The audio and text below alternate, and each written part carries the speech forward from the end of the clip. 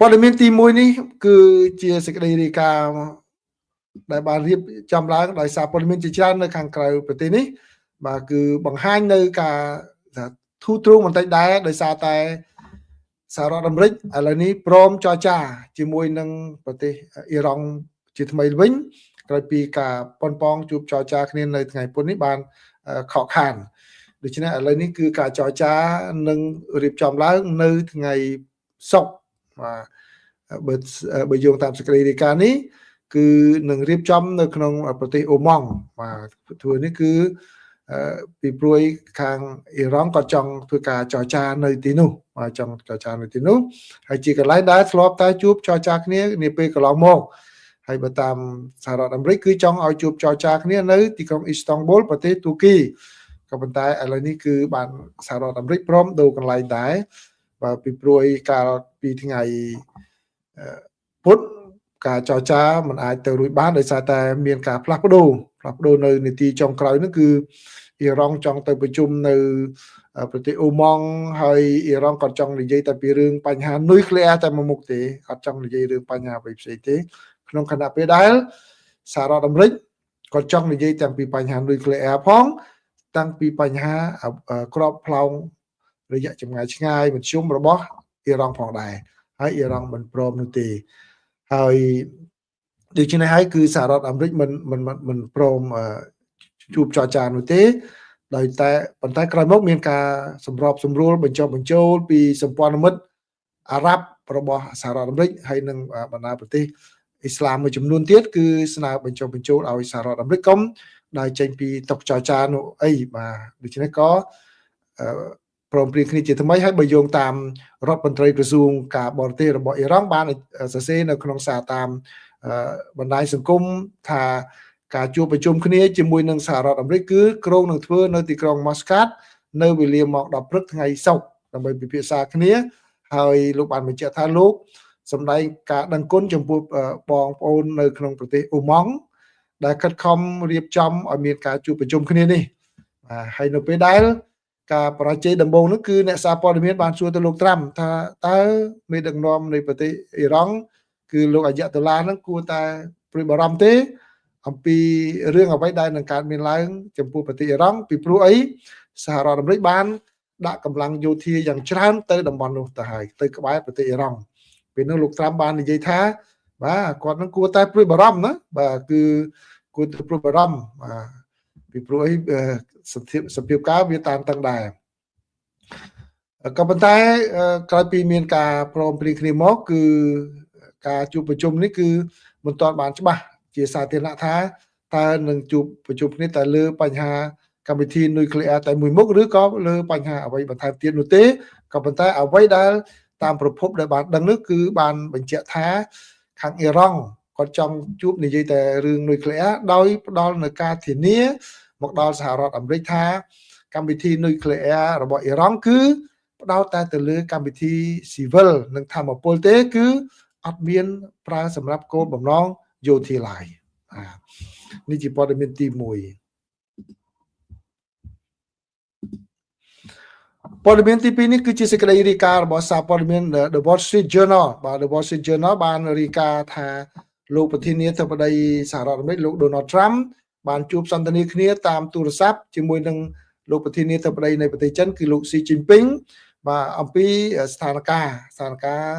នៅក្នុងប្រទេសអ៊ីរ៉ង់បាទតាមការហ្នឹងគឺបាននិយាយគ្នាជាមួយនឹងលោកស៊ីពីរឿងប្រទេសអ៊ីរ៉ង់ដែរគឺកើតមានឡើងតែប្រហែលថ្ងៃក្រោយសំទោសគឺការសន្ទនាគ្នានេះកើតឡើងតែប្រហែលម៉ោងក្រោយពីមេដឹកនាំនៃប្រទេសចិនបានជួបសន្ទនាតាមទូរស័ព្ទជាមួយនឹងមេដឹកនាំនៃប្រទេសរុស្ស៊ីផងដែរដើម្បីធ្វើយ៉ាងណារកវិធីបន្ធូរបន្ថយភាពតានតឹងនៅក្នុងប្រទេសអ៊ីរ៉ង់ហើយការហៅនេះគឺបានបញ្ជាក់ថាបញ្ហានៅមជ្ឈមបូព៌ានេះគឺជារឿងមួយដែលសំខាន់ណាស់សម្រាប់ប្រទេសចិនហើយនិងប្រទេសរុស្ស៊ីពីព្រោះអីចិននិងរុស្ស៊ីមិនចង់ឃើញតំបន់មជ្ឈមបូព៌ានោះគឺមានបញ្ហាដែលអាចនឹងទៅជាចំនួនបន្ថែមទៀតនោះបានទេក៏ប៉ុន្តែនៅក្នុងការបង្ហោះតាមបណ្ដាញសង្គមវិញលោកប្រធានាធិបតីត្រាំបានគូបញ្ជាក់អំពីតែជ្រុងនៃពាណិជ្ជកម្មទេដែលបានសន្ទនាគ្នាជាមួយនឹង លោកស៊ីជីនពីងប្រធានាធិបតីនៃប្រទេសចិនដោយលោកបាននិយាយថាគឺលោកបានផ្ដោតទៅលើការដែលចង់ឲ្យប្រទេសចិនទិញប្រេងរបស់សហរដ្ឋអាមេរិកវិញបាទហើយនៅក្នុងការសន្ទនាគ្នាតាម video conference រវាងលោកស៊ីជាមួយនឹងប្រធានាធិបតីនៃប្រទេសរុស្ស៊ីគឺលោក Vladimir Putin នៅព្រឹកថ្ងៃពុធនេះគឺមេដឹកនាំទាំងពីរក៏បានបង្ហាញអំពីជំហរតឹងតែងរួមគ្នាដែលមើងម៉ាត់រួមគ្នាតែម្ដងនៅក្នុងការប្រឈមនឹងបញ្ហាអ្វីដែលមានកើតមានឡើងនៅក្នុងតំបន់មជ្ឈមបូព៌ាហើយក៏មានបញ្ហាជាច្រើនដែលមេដឹកនាំប្រទេសទាំងពីរនោះបានពិភាក្សាគ្នាក្រៅតែពីប្រទេសអ៊ីរ៉ង់គឺមាននិយាយអំពីប្រទេសវេណេស៊ុយអេឡាហើយនិងប្រទេសគុយបាផងដែរដែលពេលនេះកំពុងតែរងគំនាបយ៉ាងខ្លាំងពីសហរដ្ឋអាមេរិកដូច្នេះទាំងទីក្រុងប៉េកាំងនិងទីក្រុងមូស្គូគឺមិនចង់ឃើញបញ្ហាណាមួយដែលអស្ថិរភាពនៅក្នុងតំបន់មជ្ឈមបូព៌ានោះទេនេះបើយោងតាមអ្នកវិភាគដែលជានាយកនៃកម្មវិធីរបស់ប្រទេសចិនដែលមានមូលដ្ឋាននៅក្នុងមណ្ឌលស្រាវជ្រាវវេទិកាស្រាវជ្រាវឈ្មោះថា Stimson Center គឺលោកយុនសុនបានថ្លែងដូចនេះ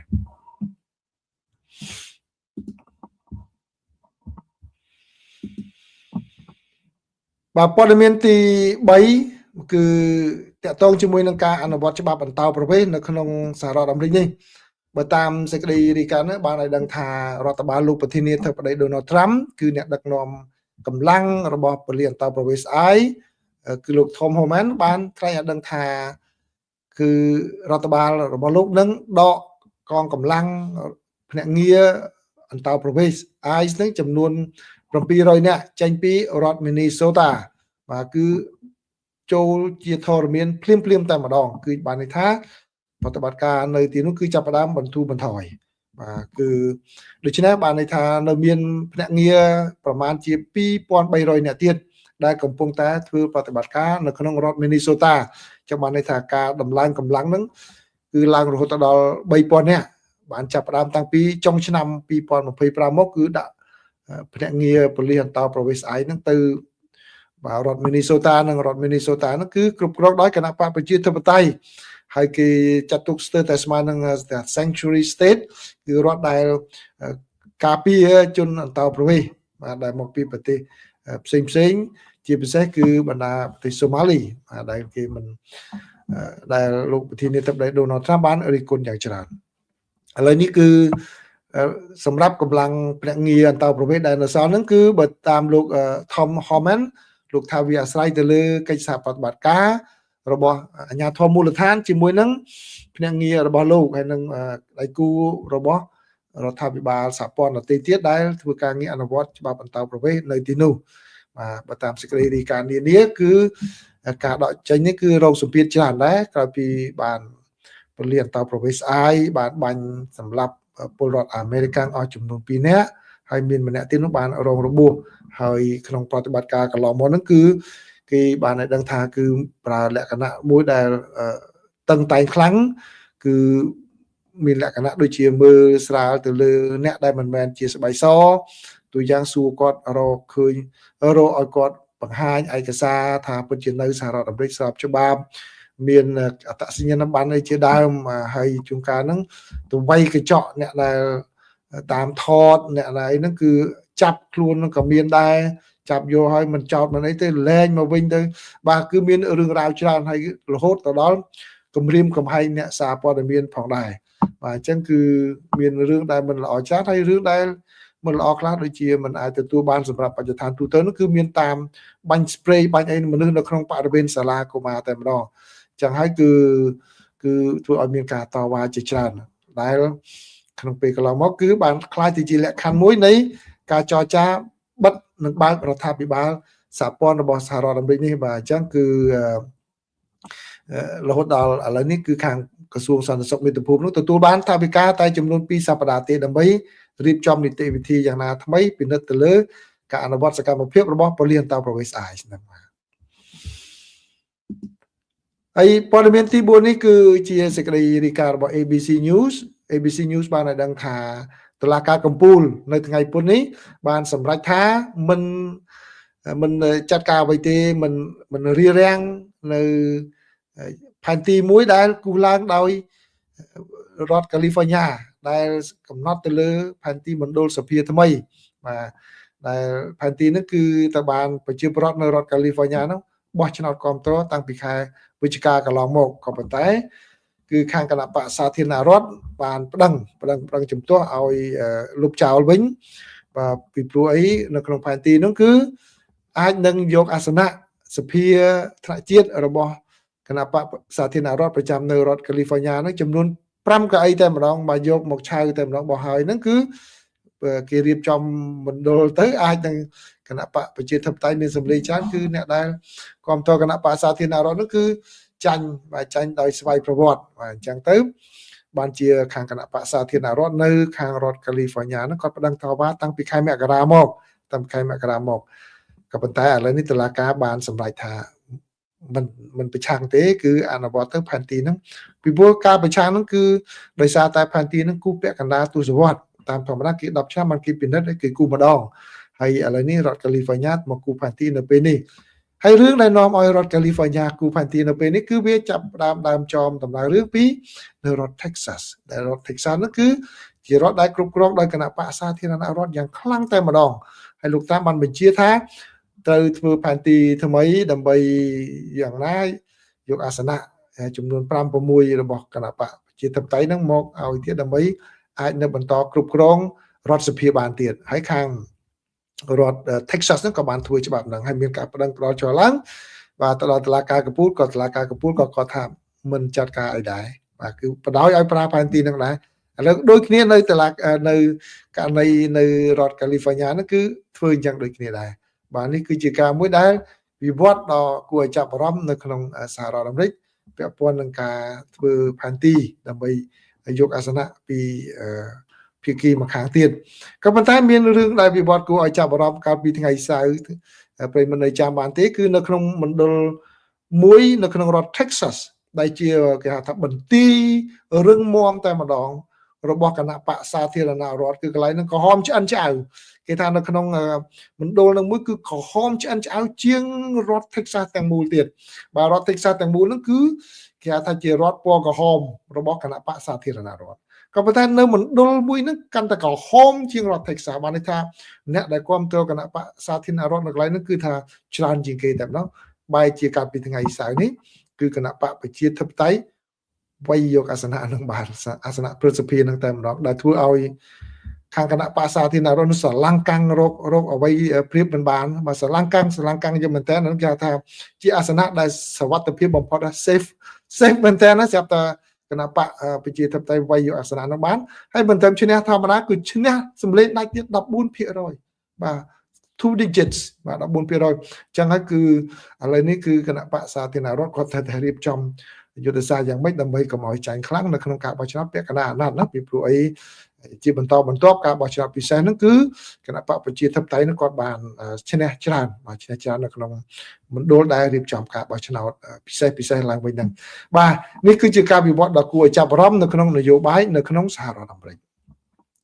ហើយព័ត៌មានចុងក្រោយនេះគឺបាទជាសេចក្តីរាយការណ៍របស់សារព័ត៌មានច្រើនណាក៏ប៉ុន្តែខ្ញុំដកស្រង់ពី BBC មកគឺបរិម្នាក់នេះគឺបានប៉ុនប៉ងធ្វើឃាតលោកប្រធានាធិបតី Donald Trump តាំងពីពេលធ្វើយុទ្ធនាការឃោសនាបោះឆ្នោតនោះបាទពេលហ្នឹងគឺលោក Trump លោកនៅជាអតីតប្រធានាធិបតីឬក៏គេហៅថាជាបេក្ខជនប្រធានាធិបតីនៃគណៈបកសាធារណរដ្ឋនៅឡើយទេបាទបរិហ្នឹងគឺឈ្មោះថា Ryan Rulf បាទ Ryan Rulf ហ្នឹងគាត់ប៉ុនប៉ងធ្វើឃាតលោក Trump ឥឡូវហ្នឹងទៅបានកាត់ទោសឲ្យជាប់ពន្ធនាគារអស់មួយជីវិតតែម្ដងហើយការធ្វើសកម្មភាពរបស់គាត់ហ្នឹងគឺកាលពីអំឡុងខែកញ្ញាឆ្នាំ2024គឺពេលកំពុងធ្វើយុទ្ធនាការឃោសនាបោះឆ្នោតហ្នឹងគាត់ទៅបន្លំលាក់ខ្លួននៅក្នុងទីលានវាលកូនគោលនៅក្នុងរដ្ឋ Florida របស់លោកប្រធានាធិបតី Donald Trump ហ្នឹងបាទដើម្បីប៉ុនប៉ងធ្វើឃាតហ្នឹងហើយប៉ុន្តែសំណាងល្អខាងប៉ូលីសដែលជាអង្គរៈរបស់ប្រធានាធិបតីគេហៅថាភ្នាក់ងារសេវាសម្ងាត់ដែលការពីប្រធានាធិបតីហ្នឹងគឺគាត់ឃើញកណ្ដុងកំភ្លើងហ្នឹងមុនក៏បាញ់ទៅបរិហ្នឹងរត់ចេញហើយគេតាមចាប់គាត់នឹងយកមកបាទបរិហ្នឹងគឺដើមឡើយជាអ្នកនៅ North Carolina ប៉ុន្តែគាត់បានរស់ទៅនៅខាងរដ្ឋ Hawaii ហើយគាត់មានអាយុ59ឆ្នាំក៏ប៉ុន្តែក្នុងអំឡុងពេលនៃការឃោសនាសំទោសក្នុងអំឡុងពេលនៃការធ្វើសវនាការហ្នឹងគឺគេសង្កេតឃើញការនិយាយស្ដីរបស់គាត់ហ្នឹងដូចជាมันមានលក្ខណៈប្រក្រតីទៅរបៀបដូចចង់មនុស្សមានបញ្ហាផ្លូវសរសៃប្រសាទមិនឧទាហរណ៍ដូចគាត់និយាយថាអូមកបើមិនខ្លាំងចង់ដឹងឈ្នះចាញ់ហៅលោកត្រាំមកប្រកួតវាយកូនហ្គោលជាមួយខ្ញុំតើអ្នកណាឈ្នះអាហ្នឹងមិនដឹងថាអាហ្នឹងខ្លាំងអីចឹងបាទគាត់ទៅនិយាយចឹងហើយគាត់ទៅនិយាយថាអូការធ្វើនឹងវាដូចអាដុលហ៊ីតលែរដូចវ្លាឌីមៀពូទីនឯគាត់និយាយមានលក្ខណៈមិនជាមនុស្សមានស្មារតីរឹងមាំដូចគេដូចឯងណាបាទអញ្ចឹងដូចជាកັບតៃយ៉ាងណាក៏ដោយគឺតុលាការបានកាត់ទោសឲ្យជាប់គុកមួយជីវិតប៉ុន្តែមេធាវីរបស់គាត់បានបញ្ញាថាគេនឹងប្តឹងជំទាស់ប្តឹងឧទ្ធរណ៍ជំទាស់នឹងការសម្រេចនេះវិញបាទនេះគឺជាព័ត៌មានសំខាន់ដែលខ្ញុំរៀបចំសម្រាប់ប្រិយមិត្តទាំងអស់គ្នានៅក្នុងកម្មវិធីបច្ចុប្បន្នភាពអាមេរិកាំងនៅថ្ងៃពុធណាថ្ងៃពុធទី4ខែកុម្ភៈឆ្នាំ2026ដែលទៅជាថ្ងៃពហុវេលាពេលព្រឹកទី5ណានៅក្នុងប្រទេសកម្ពុជាអញ្ចឹងសម្រាប់អ្នកដែលចូលមកស្ដាប់ព័ត៌មានគឺសូមចាប់តែប៉ុណ្ណេះសូមអរគុណសូមជម្រាបលា